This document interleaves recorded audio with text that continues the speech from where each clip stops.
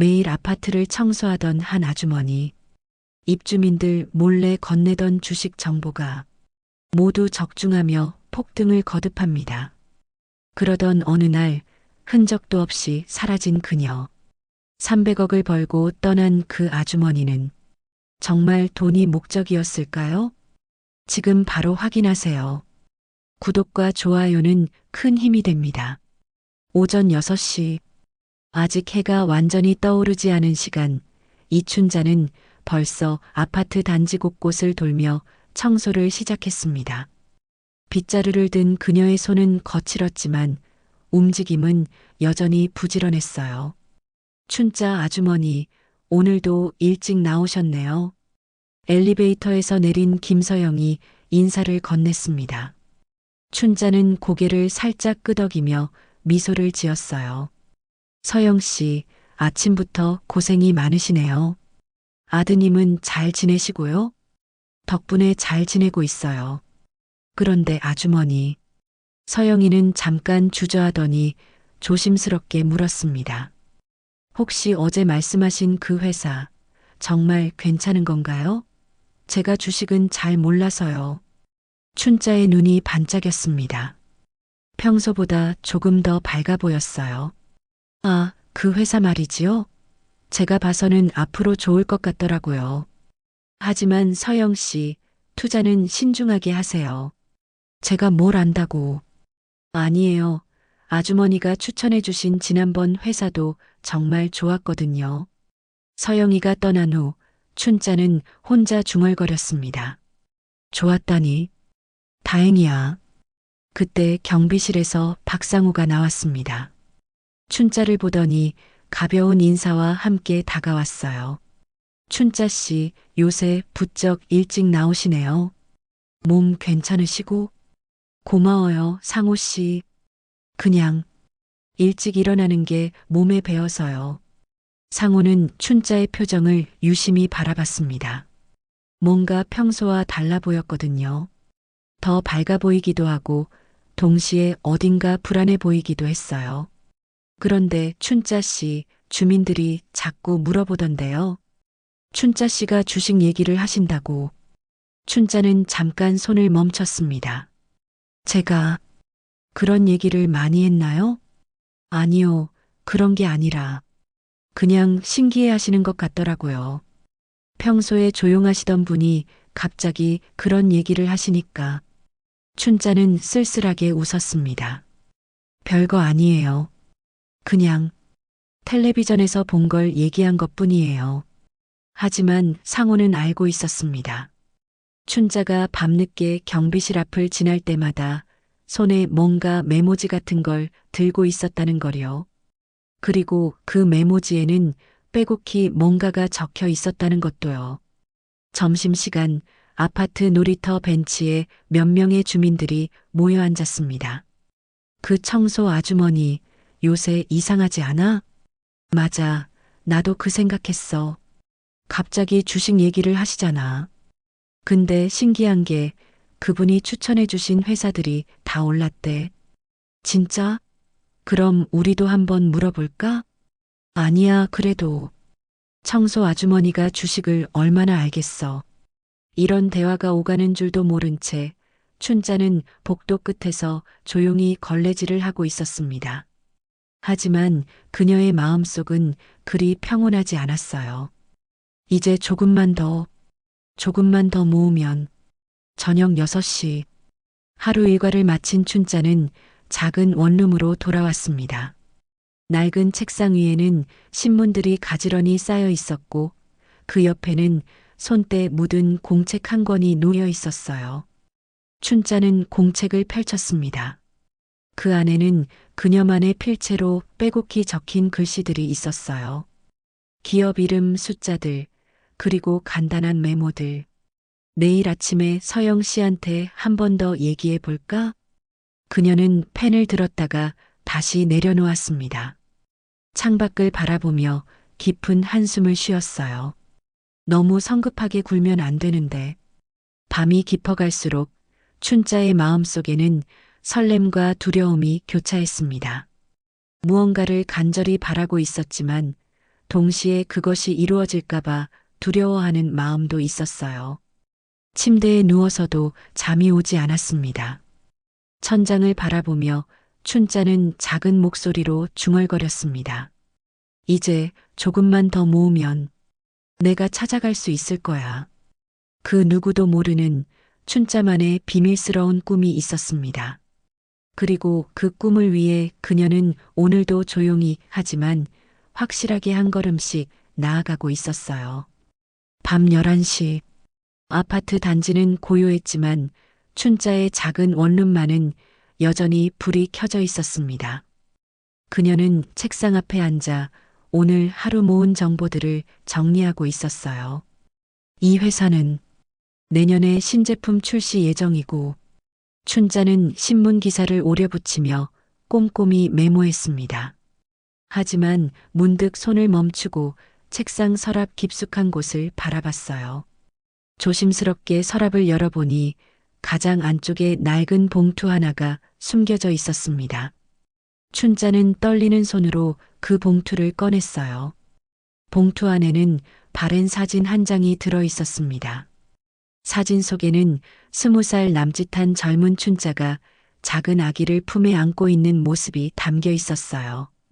아기는 새하얀 포대기에 쌓여 있었고 춘자는 그 아이를 바라보며 환하게 웃고 있었습니다. 도연아? 춘자는 사진 속 아기의 얼굴을 손가락으로 조심스럽게 어루만졌습니다. 43년 전 그 아이는 그녀의 전부였어요. 당시 춘자는 20살이었습니다. 사랑했던 사람과 헤어지고 홀로 아이를 키워야 했던 상황이었어요. 그때만 해도 미혼모에 대한 사회의 시선은 지금보다 훨씬 차갑고 매서웠습니다. 미안해, 도연아. 엄마가 너무 어렸어. 사진을 바라보며 춘자는 그날을 떠올렸습니다. 1982년 3월, 아직 꽃샘 추위가 남아있던 어느 쓸쓸한 오후였어요. 춘자는 생후 6개월 된 도연이를 품에 안고 입양기관 앞에 서 있었습니다. 이 아이가 더 좋은 가정에서 자랄 수 있을까요? 담당 직원은 고개를 끄덕였습니다. 걱정 마세요. 해외의 좋은 가정에서 키우게 될 거예요. 아이에게는 더 나은 기회가 될 것 같은데요. 춘자는 울음을 참으며 도연이를 내려놓았습니다. 아이는 그때 처음이자 마지막으로 엄마라고 중얼거렸어요. 그 한마디가 춘자의 가슴을 송곳으로 찌르는 것 같았습니다. 도연아, 엄마가 꼭 너를 다시 찾아갈게. 약속해. 그 약속을 지키기 위해 춘자는 지난 40여 년을 살아왔습니다. 온갖 꾸준히 일을 마다하지 않고 일했고 틈틈이 돈을 모았어요. 그리고 몇 년 전부터는 주식 공부를 시작했습니다. 처음에는 도서관에서 경제신문을 보는 것부터 시작했어요. 어려운 용어들 때문에 머리가 아팠지만 포기하지 않았습니다. 도연이를 찾기 위해서는 더 많은 돈이 필요했거든요. 해외까지 가야 할지도 모르고 탐정을 고용해야 할지도 모르고 만약 도연이를 찾더라도 그 아이가 어려운 상황에 있다면 도와줄 수 있어야 했으니까요. 엄마가 이렇게 늦게나마 너를 찾으려고 해. 춘자는 사진을 다시 봉투에 넣으며 속삭였습니다. 그리고 책상 위에 놓인 공책을 다시 펼쳤어요. 그 공책에는 단순한 주식 정보만 적혀 있는 게 아니었습니다. 마지막 페이지에는 이도연 찾기 프로젝트라는 제목이 적혀 있었어요. 그 아래에는 입양기관 연락처, 해외 한인회 정보, 그리고 탐정사무소 전화번호들이 빼곡히 적혀 있었습니다. 목표 금액 3억, 현재 8천만 원. 춘자는 통장을 확인했습니다. 지난 몇 달간 주식 투자로 번 돈이 차곡차곡 쌓여 있었어요. 물론 아직 목표에게는 한참 모자랐지만 그래도 희망이 보였습니다. 그때 핸드폰이 울렸습니다. 밤늦은 시간이라 누구일까 했는데 상호였어요. 춘자 씨, 죄송합니다. 이 늦은 시간에 혹시 아직 안 주무셨나 해서요. 괜찮아요, 상호 씨. 무슨 일이세요? 아, 별거 아니고요. 내일 아침 일찍 나가셔야 한다고 하셨는데 제가 좀 도와드릴 일 없을까요? 춘자는 잠깐 멈칫했습니다. 상호의 마음씨를 잘 알고 있었지만 자신의 비밀을 털어놓기에는 아직 부담스러웠어요. 고마워요, 상호 씨. 그냥 개인적인 일이 있어서요. 아, 그렇군요. 그럼 혹시 몸이 안 좋으시거나 하면 언제든 연락 주세요. 전화를 끊고 나서 춘자는 다시 사진을 바라봤습니다. 사진 속의 어린 도연이는 천진하게 웃고 있었어요. 도연아, 엄마가 이제 정말 곧 너를 찾아갈 수 있을 것 같아. 춘자는 사진에 입맞춤을 하고 다시 봉투에 소중히 넣었습니다. 그리고 내일 해야 할 일들을 메모장에 적기 시작했어요. 서영 씨한테 그 전자부품 회사 얘기해 주기, 상호 씨 아침 인사 잊지 말기, 그리고 춘자는 펜을 멈추고 창밖을 바라봤습니다. 저 멀리 도시의 불빛들이 반짝이고 있었어요. 그 불빛 어딘가에 도연이가 있을지도 모른다는 생각에 가슴이 두근거렸습니다. 엄마가 꼭 널 다시 찾아갈게. 밤은 깊어갔지만 춘자의 마음속에는 따뜻한 희망의 불빛이 꺼지지 않고 있었습니다. 43년 전 그날의 약속을 지키기 위해 그녀는 오늘도 한 걸음씩 나아가고 있었어요. 다음 날 오전 7시, 춘자는 평소보다 더 일찍 아파트 단지에 나와 청소를 시작했습니다. 하지만 오늘따라 손에 들린 것은 빗자루만이 아니었어요. 작은 수첩 하나가 앞치마 주머니에서 살짝 보였습니다. 춘자 아주머니, 안녕하세요. 김서영이 아이 손을 잡고 나타났습니다. 춘자는 반가운 마음으로 고개를 끄덕였어요. 서영 씨, 아침부터 고생이에요. 아드님도 학교 가는구나. 네, 그런데 아주머니. 혹시 어제 말씀하신 그 회사 이름 한 번 더 들을 수 있을까요? 춘자는 잠깐 주변을 둘러보더니 조심스럽게 수첩을 꺼냈습니다. 이것 봐요, 서영 씨.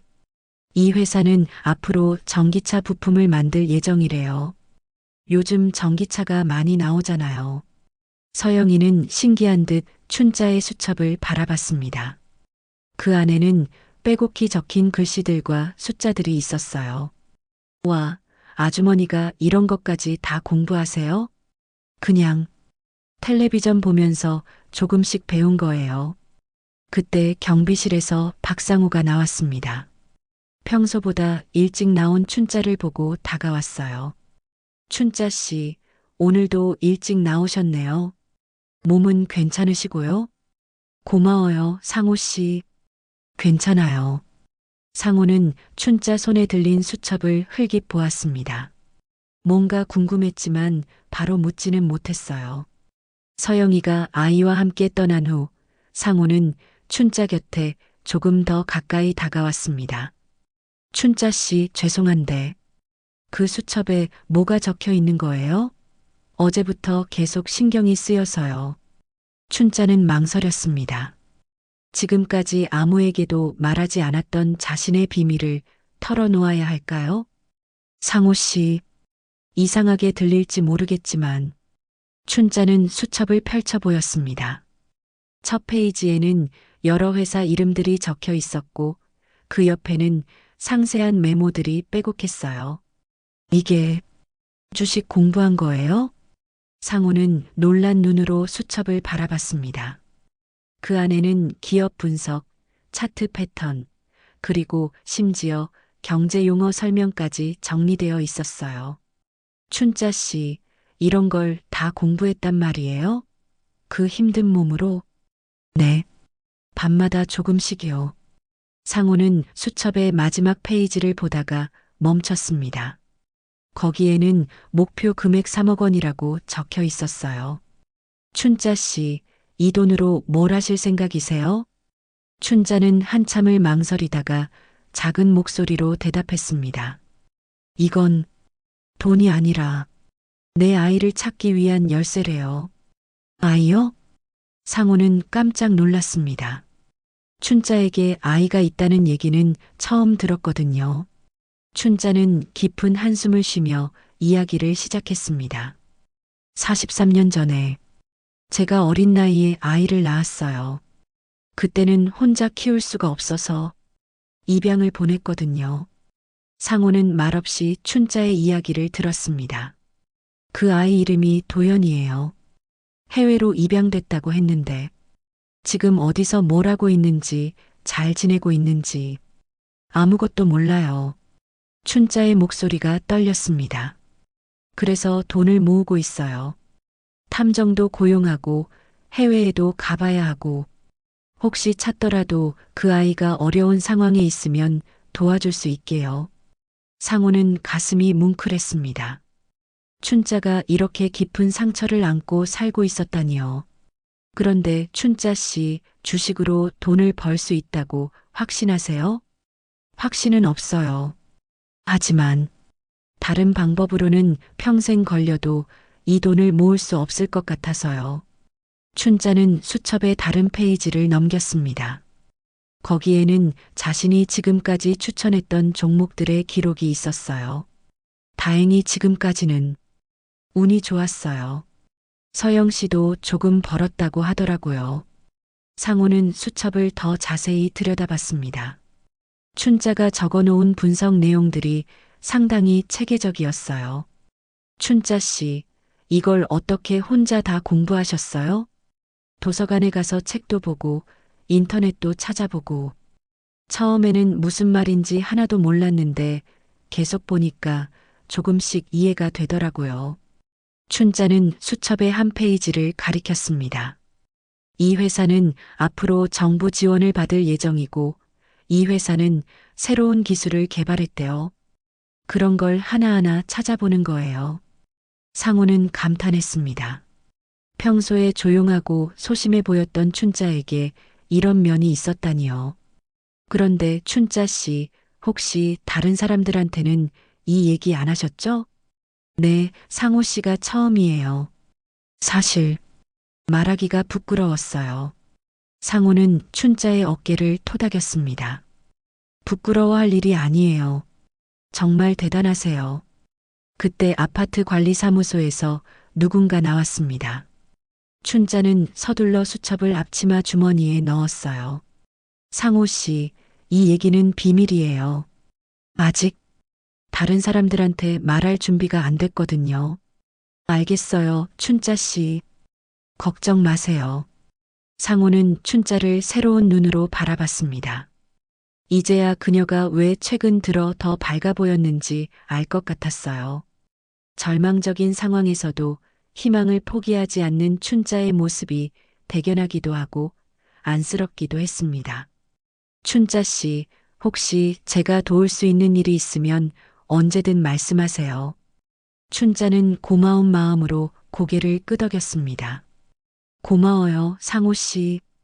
이렇게 들어주시는 것만으로도 큰 힘이 돼요. 그날 오후 춘자는 평소보다 더욱 열심히 청소를 했습니다. 상호에게 자신의 비밀을 털어놓고 나니 마음이 한결 가벼워진 기분이었어요. 이제 정말 시작이야. 도연아, 엄마가 꼭 너를 찾아갈게. 일주일 후 월요일 아침 김서영은 평소처럼 아이와 함께 엘리베이터에서 내렸습니다. 그런데 이상했어요. 평소 같으면 벌써 청소를 시작했을 춘자 아주머니가 보이지 않았거든요. 춘자 아주머니 안 계시네. 서영이는 주변을 둘러봤지만 춘자의 모습은 어디에도 없었습니다. 혹시 아픈 건 아닐까 걱정이 되었어요. 경비실로 가서 박상호에게 물어봤습니다. 상호 아저씨, 춘자 아주머니 오늘 안 나오셨어요? 상호도 고개를 갸우뚱했습니다. 이상하네요, 서영 씨. 춘자 씨는 늘 6시면 나오시는데. 상호는 시계를 봤습니다. 벌써 7시 반이었어요. 혹시 몸이 안 좋으신가? 어제까지도 괜찮으셨는데. 그때 관리사무소 직원이 급하게 나왔습니다. 상호 씨, 큰일 났어요. 춘자 씨가 사직서를 내셨대요. 뭐라고요? 상호와 서영이는 동시에 놀라며 물었습니다. 사무소 문 앞에 봉투가 놓여 있었는데 열어보니까 사직서더라고요. 오늘자로 그만둔다고. 서영이는 믿을 수 없다는 표정이었어요. 그럴 리가요. 춘자 아주머니가 갑자기 왜? 상호는 급히 관리사무소로 향했습니다. 정말로 춘자 이름으로 된 사직서가 놓여 있었어요. 깔끔한 글씨로 적힌 짧은 사직 사유개인 사정으로 인해 퇴사합니다. 춘자 씨 연락처로 전화해 봤어요? 네, 해봤는데 꺼져 있어요. 집 주소로 가보려고 하는데. 상호는 걱정스러운 마음으로 고개를 끄덕였습니다. 제가 가볼게요. 춘자 씨 집 아는데. 점심시간이 되자 아파트 단지 곳곳에서 주민들의 수군거림이 시작됐습니다. 놀이터 벤치에 모인 주부들의 대화였어요. 춘자 아주머니 그만뒀다면서? 갑자기? 왜? 모르겠어. 어제까지도 멀쩡했는데. 근데 신기한 일이 하나 있어. 춘자 아주머니가 추천해 주신 그 회사 주식 폭등했대. 진짜? 얼마나? 이틀 만에 30%나 올랐다고 하더라. 헐, 우리가 샀어야 했는데. 나도 그 생각 중이야. 춘자 아주머니 연락처 없나? 한편 서영이는 집에서 주식 어플을 확인하고 있었습니다. 춘자 아주머니가 마지막으로 추천해준 전자부품 회사의 주가를 보니 정말로 크게 올라 있었어요. 이럴 수가. 춘자 아주머니 말이 맞았네. 서영이는 급히 상호에게 전화를 걸었습니다. 상호 아저씨, 혹시 춘자 아주머니 만나보셨어요? 아니요, 집에 가봤는데 아무도 없었어요. 이사 간 것 같더라고요. 이사요? 갑자기? 네, 이웃분 말로는 어제 저녁에 짐을 빼시더래요. 서영이는 더욱 당황했습니다. 그럼 춘자 아주머니가 추천해 주신 그 주식들 정말 오르고 있다는 걸 미리 아셨던 건가요? 글쎄요. 춘자 씨가 그런 분은 아닌 것 같은데. 저녁 시간 아파트 단지는 온통 춘자에 대한 얘기로 떠들썩했습니다. 엘리베이터 안에서도 복도에서도 주민들은 계속 그 얘기를 했어요. 춘자 아주머니가 주식으로 대박 났나 봐. 그래서 갑자기 사라진 거야. 아, 우리도 미리 알았으면 좋았을 텐데. 이제 와서 후회해도 늦었지. 상호는 경비실에서 혼자 걱정하고 있었습니다. 춘자가 갑자기 사라진 이유를 아는 사람은 자신뿐이었거든요. 춘자 씨가 말씀하신 그 아드님, 혹시 단서를 찾으신 건가? 상호는 춘자가 마지막으로 했던 말을 떠올렸습니다. 목표 금액까지 얼마 안 남았어요. 그때 상호의 핸드폰으로 문자가 왔습니다. 모르는 번호였지만 내용을 보니 춘자였어요. 상호 씨, 갑자기 떠나서 죄송해요. 제가 찾던 단서를 드디어 찾았어요. 이제 정말 가봐야 할 때가 온 것 같아요. 걱정 끼쳐드려서 미안해요. 상호는 안도의 한숨을 쉬었습니다. 적어도 춘자가 무사하다는 걸 알 수 있었으니까요. 하지만 동시에 마음 한구석이 허전했습니다. 춘자와 함께했던 시간들이 소중했는데 이렇게 갑자기 헤어지게 될 줄은 몰랐거든요. 다음 날 아침 새로운 청소 아주머니가 왔습니다. 하지만 주민들은 여전히 춘자 얘기를 했어요. 새로 온 분도 주식 아실까? 춘자 아주머니만큼은 힘들 거야. 진짜 신기해. 어떻게 그렇게 잘 맞췄을까? 서영이는 아이와 함께 학교에 가면서 상호에게 말했습니다. 상호 아저씨, 춘자 아주머니 연락 오면 안부 전해주세요. 정말 고마웠다고요. 그럴게요, 서영 씨. 상호는 춘자가 떠난 자리를 바라봤습니다. 그녀가 매일 청소했던 복도, 그녀가 주민들과 이야기를 나누던 곳들, 모든 게 그대로인데 춘자만 없었어요. 춘자 씨, 꼭 아드님을 찾으시길 바라요. 상호는 마음속으로 춘자의 앞날을 응원했습니다. 그날 저녁 춘자에게서 또 문자가 왔어요. 돈이 문제가 아니에요, 상호 씨. 저는 아들을 찾아야 해요. 43년 만에 드디어 희망이 보여요. 제 마음 이해해 주셔서 고마워요. 상호는 문자를 읽으며 미소를 지었습니다. 춘자가 자신의 꿈을 향해 용기 있게 나아가고 있다는 생각에 마음이 따뜻해졌어요. 아파트 단지는 여전히 춘자의 빈자리를 느끼고 있었지만 그녀는 이미 새로운 여정을 시작한 후였습니다. 서울을 떠난 지 사흘째. 춘자는 경상북도의 작은 도시에 있는 낡은 교회 앞에 서 있었습니다. 손에는 43년 전 받았던 입양 서류 사본이 들려 있었어요. 여기가 맞을까? 춘자는 떨리는 마음으로 교회 문을 열었습니다. 안에서는 나이 드신 목사님이 성경을 읽고 계셨어요. 안녕하세요, 목사님. 어서 오세요. 무슨 일로 오셨나요? 춘자는 조심스럽게 서류를 꺼냈습니다. 죄송합니다만, 여기서 1982년에 입양 관련 일을 도와주셨는지 여쭤보고 싶어서요. 목사님은 안경을 고쳤으며 서류를 자세히 봤습니다. 아, 그때 그런 일들이 있었지요. 어떤 아이를 찾으시는 건가요? 제 아들이에요. 이도현이라는 이름으로. 춘자의 목소리가 떨렸습니다. 생후 6개월의 입양을 보냈는데 지금 40살이 됐을 거예요. 목사님은 고개를 끄덕이며 말했습니다. 기다려보세요.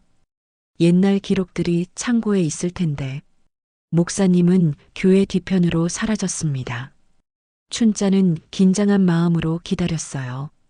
드디어 아들의 행방을 알 수 있을지도 모른다는 생각에 가슴이 두근거렸습니다. 한참 후 목사님이 먼지 묻은 상자를 들고 나왔습니다. 여기 1980년대 기록들이 있어요. 한번 찾아볼까요? 춘자는 목사님과 함께 낡은 서류들을 하나씩 뒤졌습니다. 노란 종이들 사이에서 익숙한 이름을 찾기 위해 눈을 부릅뜨고 살펴봤어요. 이도현, 이도현. 춘자는 중얼거리며 서류를 넘겼습니다. 그러다가 한 장의 서류에서 손이 멈췄어요. 있다. 여기 있어요. 서류에는 분명히 이도현, 생년월일 1981년 9월 15일이라고 적혀 있었습니다. 맞아요. 이 아이예요. 춘자는 눈물을 흘리며 서류를 꼭 껴안았습니다. 목사님이 서류를 자세히 보더니 말했습니다.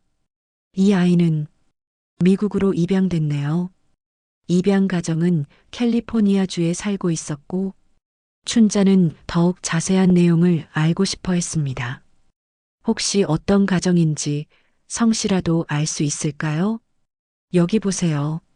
잔선 패멀리라고 되어 있네요. 하지만 이 기록도 벌써 40년이 넘었으니 춘자는 실망스러웠지만 포기하지 않았습니다. 그럼 혹시 다른 기관에서 더 자세한 정보를 알 수 있을까요? 글쎄요. 서울에 있는 국제 입양 기관에 연락해 보시는 게 좋을 것 같은데요. 춘자는 목사님께 깊이 인사를 드리고 교회를 나왔습니다. 비록 아직 아들을 찾지는 못했지만 확실한 단서를 하나 얻었다는 생각에 마음이 조금 가벼워졌어요. 다음 날 춘자는 서울로 돌아와 국제 입양 기관을 찾아갔습니다. 현대적인 건물 안에는 많은 사람들이 오가고 있었어요. 안녕하세요. 43년 전에 입양 보낸 아이를 찾고 있는데요. 접수 직원은 친절하게 안내해 주었습니다. 상담실로 안내해 드릴게요. 상담사는 중년 여성이었습니다. 춘자의 이야기를 들은 후 고개를 끄덕였어요. 어머님, 입양 정보 공개는 양쪽 당사자가 모두 동의해야 가능해요. 혹시 그 아이, 아니, 아드님이 친생 어머니를 찾고 있는지 먼저 확인해야 해요. 그럼 어떻게 해야 하나요? 먼저 아드님이 저희 기관에 연락한 적이 있는지 확인해 볼게요. 이름이 이도연이라고 하셨죠? 상담사가 컴퓨터를 검색하더니 놀란 표정을 지었습니다. 어머님, 이상한데요? 왜요? 무슨 일이에요? 이도연이라는 이름으로 작년에 문의가 있었어요. 친생 부모를 찾고 있다고. 춘자는 가슴이 쿵 내려앉는 기분이었습니다. 정말요? 정말 제 아들이 저를 찾고 있다는 거예요? 하지만 문제가 있어요. 연락처가 바뀌어서 현재 연락이 안 되고 있거든요. 춘자는 실망했지만 다시 용기를 냈습니다. 그럼 다른 방법은 없을까요? 혹시 아드님이 한국에 계실 가능성이 있어요. 작년 문의할 때 한국 전화번호를 남겼거든요. 춘자의 마음에 희망이 다시 살아났습니다. 그럼 혹시 그 전화번호를 죄송해요. 개인정보라서 직접 드릴 수는 없고요. 대신 저희가 중간에서 연락을 시도해 볼게요.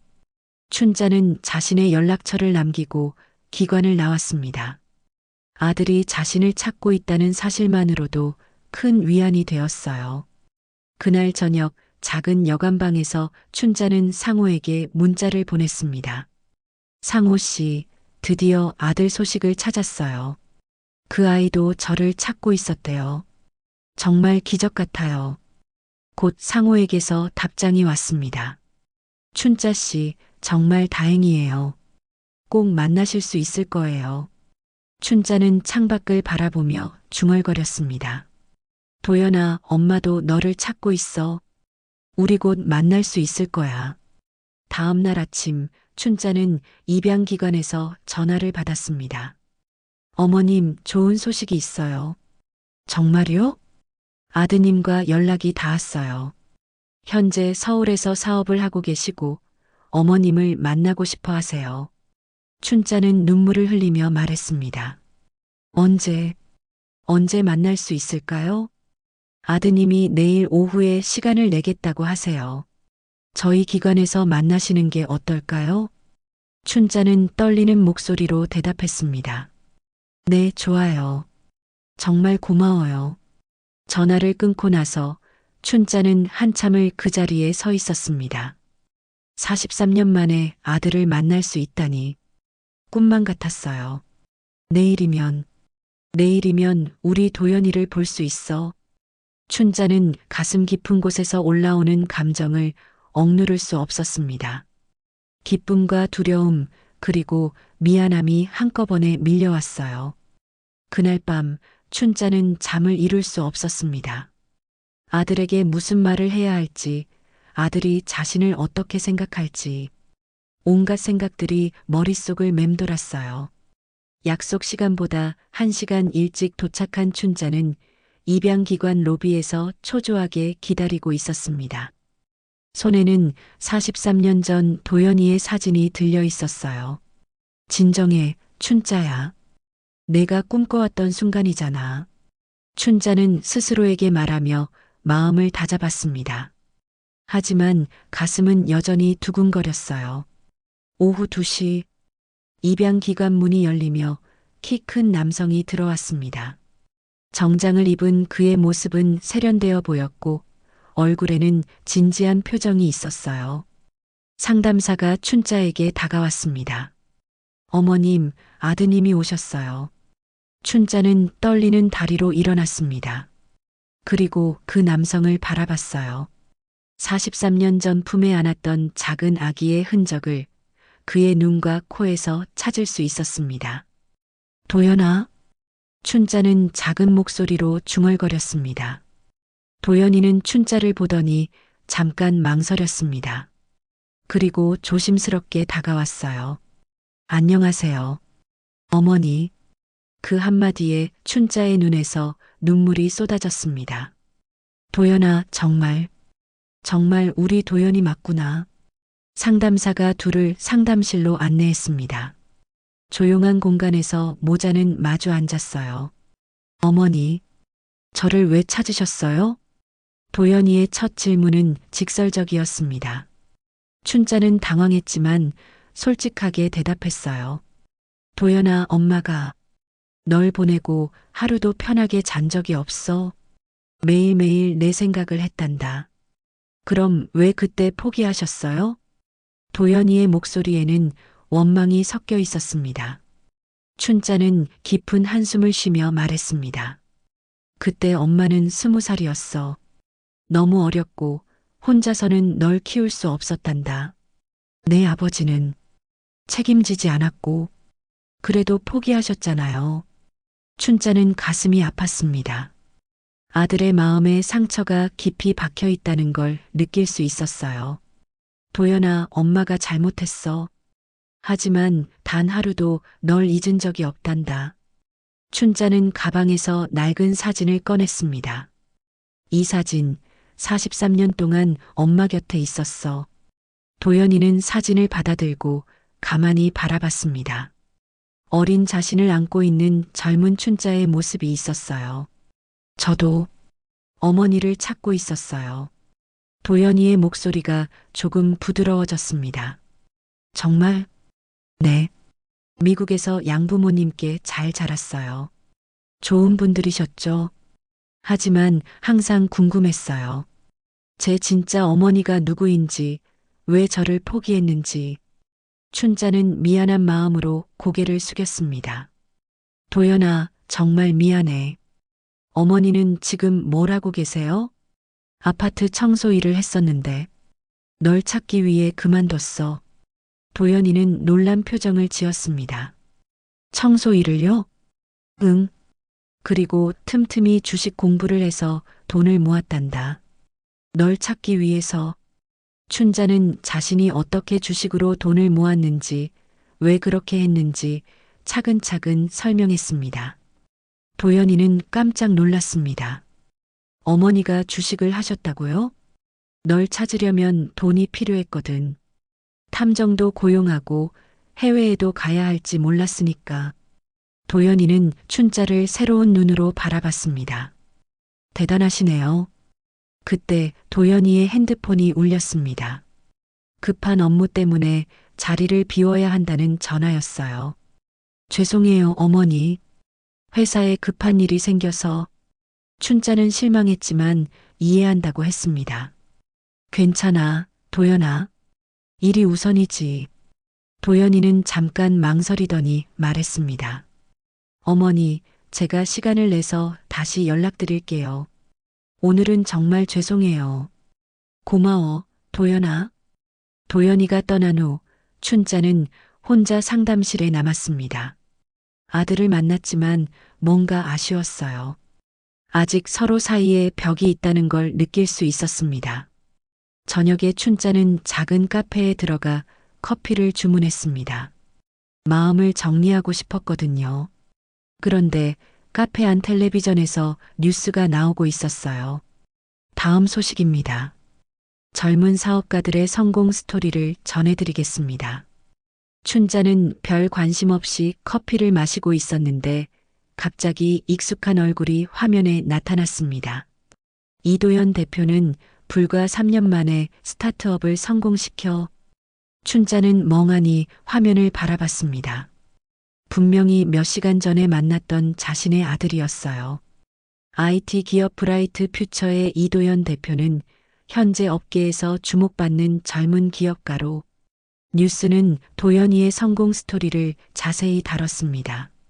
미국에서 컴퓨터 공학을 전공하고 한국에 돌아와 사업을 시작했다는 내용이었어요. 춘자는 화면 속 도연이를 보며 뿌듯함과 동시에 복잡한 감정을 느꼈습니다. 우리 도연이가 이렇게 성공했구나. 하지만 동시에 걱정도 됐어요. 성공한 사업가인 아들이 청소 일을 했던 자신을 부끄러워하는 것은 아닐까 하는 생각이 들었거든요. 춘자는 핸드폰을 꺼내 상호에게 문자를 보냈습니다. 상호 씨, 도연이를 만났어요. 그런데 그 아이가 성공한 사업가더라고요. 저 같은 엄마가 부담스러울 것 같아요. 곧 상호에게서 답장이 왔습니다. 춘자 씨, 그런 생각하지 마세요. 어머니는 어머니예요.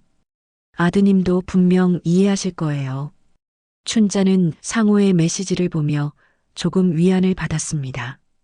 그날 밤 춘자는 호텔방에서 뉴스를 다시 봤습니다. 도연이가 인터뷰하는 모습을 보니 자랑스러우면서도 마음 한구석이 아팠어요. 저 아이, 내가 없어도 이렇게 잘 자랐구나. 춘자는 창밖을 바라보며 중얼거렸습니다. 그럼에도 엄마는 여기 있다. 내가 필요할 때마다. 일주일 후 도연이에게서 연락이 왔습니다. 자신의 회사에서 만나자는 제안이었어요. 춘자는 떨리는 마음으로 강남의 한 오피스텔 건물을 찾았습니다. 브라이트 퓨처라고 적힌 간판이 눈에 들어왔어요. 춘자는 건물 앞에서 한참을 망설였습니다. 내가 여기 와도 될까? 엘리베이터를 타고 12층에 올라가니 현대적인 사무실이 나타났습니다. 젊은 직원들이 바쁘게 일하고 있었어요. 어머니 오셨네요. 도연이가 사무실 안쪽에서 나왔습니다. 정장 차림의 그는 여전히 냉정해 보였어요. 도연아, 바쁜 시간에 불러서 미안해. 괜찮아요. 이쪽으로 오세요. 도연이는 춘자를 회의실로 안내했습니다. 넓은 유리창 너머로 서울 시내가 한눈에 보였어요. 커피 드릴까요? 고마워, 도연아. 도연이가 커피를 가져온 후 둘은 마주 앉았습니다. 하지만 분위기는 지난번보다 더 경직되어 있었어요. 어머니, 솔직히 말씀드릴게요. 도연이의 목소리는 차갑게 들렸습니다. 저는 어머니에 대해 별로 좋은 감정이 없어요. 춘자는 가슴이 찡했지만 끝까지 들어보기로 했습니다. 미국에서 자라면서 항상 생각했어요. 제 어머니는 도대체 어떤 사람일까? 왜 저를 버렸을까 하고요. 도연아, 양부모님은 정말 좋은 분들이셨어요. 저를 친자식처럼 키워주셨죠. 하지만 그럴수록 더 궁금해졌어요. 제 진짜 어머니는 왜 저를 포기했는지. 춘자는 눈물을 참으며 들었습니다. 그래서 한국에 돌아와서 어머니를 찾기 시작했어요. 하지만 동시에 두려웠어요. 만약 어머니가 저를 다시 버린다면 어떻게 할까 하고요. 도연이는 잠깐 말을 멈추고 창밖을 바라봤습니다. 그런데 이제 어머니를 만나보니 솔직히 실망스러워요. 춘자는 숨이 막히는 기분이었습니다. 왜 실망스럽니게? 어머니는 제가 성공했다고 생각하시겠지만 저는 지금 매우 힘든 상황이에요. 회사도 어렵고 빚도 많고. 도연이의 고백에 춘자는 놀랐습니다. 그런데 어머니는 제가 돈을 벌었을 거라고 생각하고 찾아오신 거 아니에요? 아니야, 도연아. 그런 게 아니야. 춘자는 급하게 말했습니다. 엄마는 돈 때문에 널 찾은 게 아니야. 정말로 널 보고 싶어서. 그럼 뭐 때문이에요? 43년 동안 연락도 없다가 갑자기 나타나서. 도연이의 목소리가 높아졌습니다. 춘자는 깊은 한숨을 쉬며 진실을 말하기로 했습니다. 도연아, 엄마가 너를 포기한 게 아니야. 그때 상황이. 춘자는 43년 전 이야기를 차근차근 들려줬습니다. 20살의 어린 나이에 혼자 아이를 키워야 했던 상황, 사회의 차가운 시선, 그리고 무엇보다 도연이에게 더 나은 환경을 주고 싶었던 마음을. 그때 엄마는 정말 어렸어. 너에게 줄 수 있는 게 사랑밖에 없었단다. 하지만 사랑만으로는 널 키울 수 없었어. 도연이는 조용히 듣고 있었습니다. 그래서 입양을 결정했을 때 엄마는 널 포기한 게 아니라 널 위해 최선의 선택을 한 거라고 생각했어. 춘자의 목소리가 떨렸습니다. 하지만 그 후로 단 하루도 편하게 잔 적이 없어. 매일 내 생각을 했고 언젠가는 꼭 너를 찾겠다고 다짐했단다. 그래서 주식을 하신 거예요? 그래. 널 찾기 위해서는 돈이 필요했거든. 해외에도 가야 하고 탐정도 고용해야 하고. 춘자는 가방에서 통장을 꺼냈습니다. 이 돈 다 다 내가 힘들 때 쓰라고 모은 거야. 도연이는 통장을 보더니 놀란 표정을 지었습니다. 이렇게 많이. 도연아, 엄마는 내가 성공했든 실패했든 상관없어. 그냥 내가 건강하고 행복하면 그걸로 충분해. 도연이는 한참 동안 말이 없었습니다. 그리고 갑자기 일어나더니 창가로 걸어갔어요. 어머니, 저는.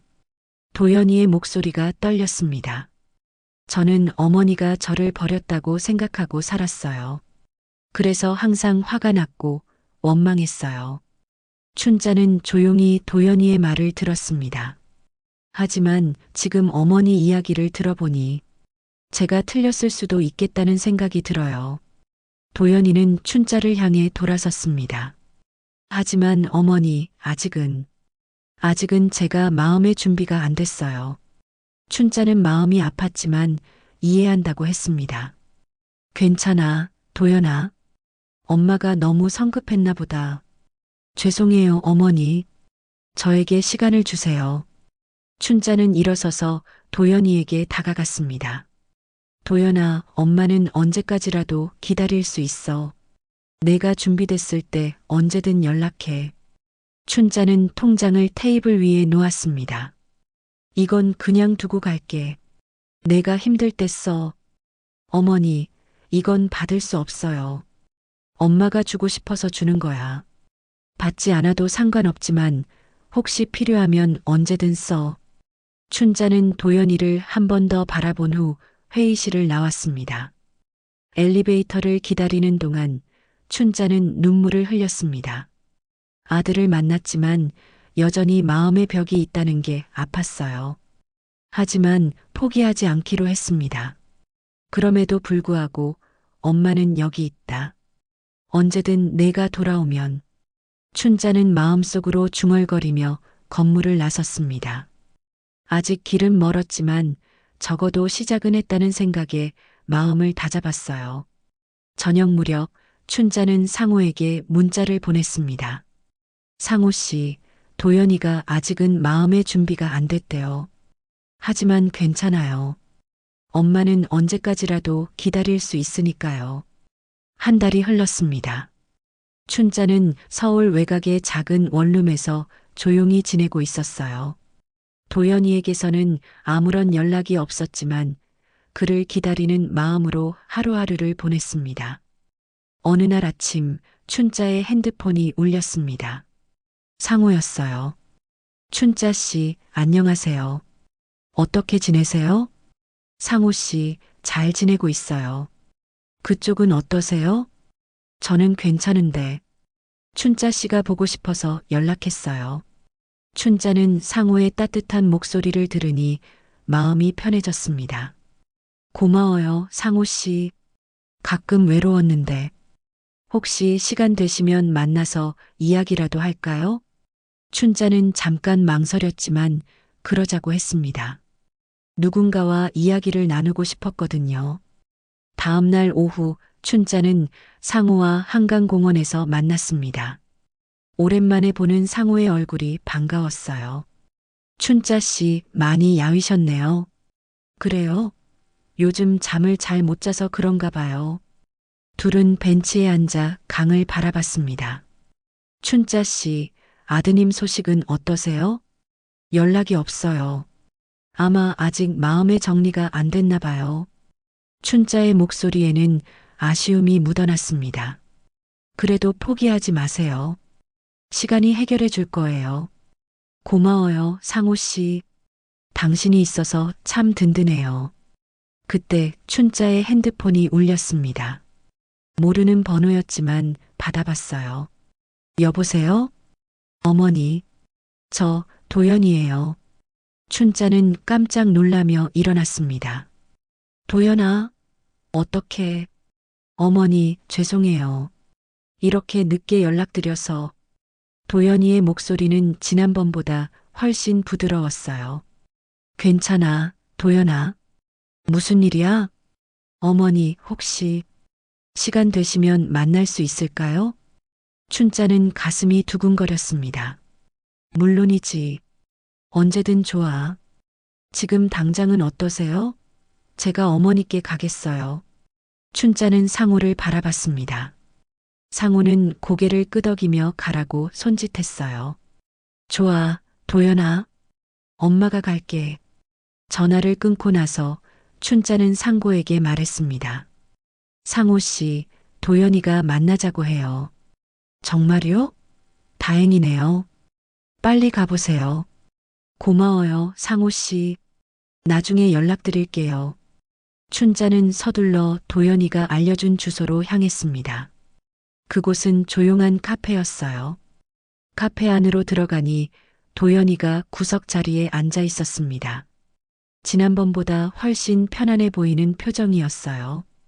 도연아, 어머니 앉으세요. 춘자는 도연이 맞은편에 앉았습니다. 도연아, 얼굴이 좋아 보이네. 네. 어머니 덕분에 많은 생각을 했어요. 도연이는 잠깐 말을 멈추고 춘자를 바라봤습니다. 어머니, 정말 죄송해요. 지난번에 너무 차갑게 대했죠? 아니야, 도연아. 내 마음을 이해해. 어머니가 주고 가신 통장. 정말 고마웠어요. 도연이는 가방에서 통장을 꺼냈습니다. 덕분에 회사 위기를 넘겼어요. 어머니가 아니었다면 춘자는 놀랐습니다. 정말 도움이 됐니? 네.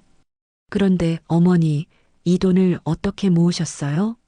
정말 대단하세요. 춘자는 수줍게 웃었습니다. 별거 아니야. 그냥 내가 필요할 때를 위해서. 도연이는 한참 동안 춘자를 바라봤습니다. 어머니, 어머니에 대해 많이 오해했어요. 괜찮아, 도연아. 아니에요. 어머니는 정말 저를 사랑하셨구나 하는 걸 이제야 알겠어요. 도연이의 목소리가 떨렸습니다. 43년 동안 저를 잊지 않으시고 이렇게 찾아오시고 정말 고마워요. 춘자는 눈물을 흘렸습니다. 도연아, 어머니, 이제부터라도 정말 어머니 아들로 살아도 될까요? 춘자는 도연이의 손을 꼭 잡았습니다. 물론이지. 넌 엄마의 소중한 아들이야.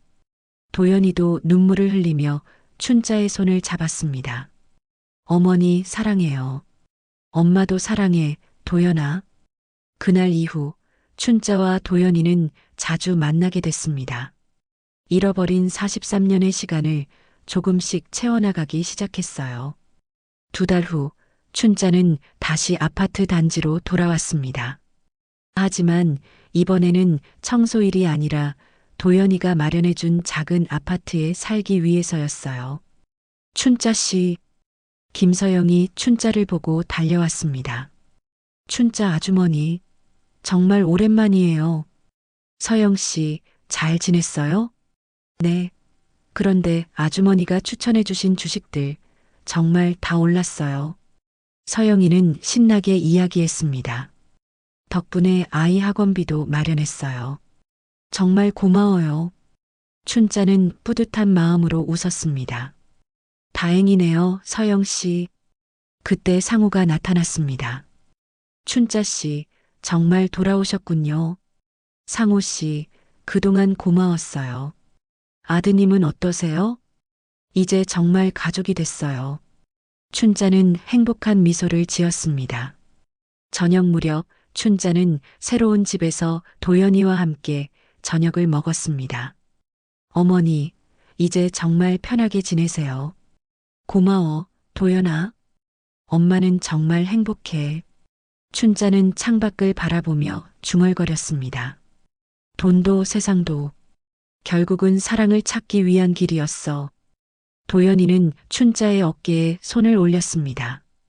어머니, 앞으로는 엄마와 아들로 새로운 추억을 만들어요.